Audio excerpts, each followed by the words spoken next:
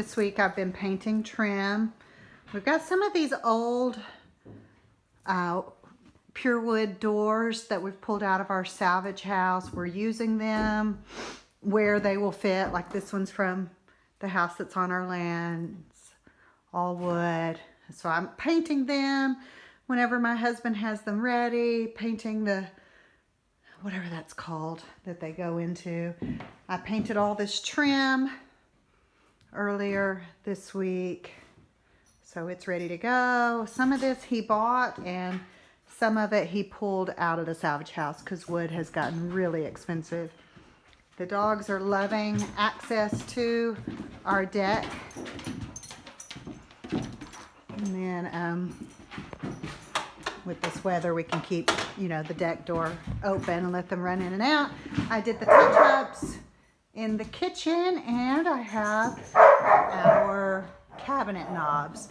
These kitchen cabinets were pulled out of the salvage house. So you can see the salvage house here. We were originally going to fix it up, but due to black mold and electrical issues, we built a new house instead.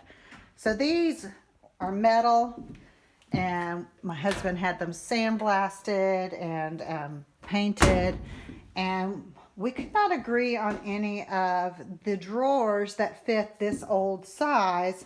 Not drawers, the drawer handles. They were all real utilitarian and sleek, and I hated them because that's not my style. My style is extra. So then we started getting some of these knobs just kind of turned up with other things that we ordered. The white ones were given to us from some friends, and just kind of this style developed where I had all these extra knobs. So I ordered the bronze ones and I ordered the crystal ones online to go with the others that we already had, and I love them.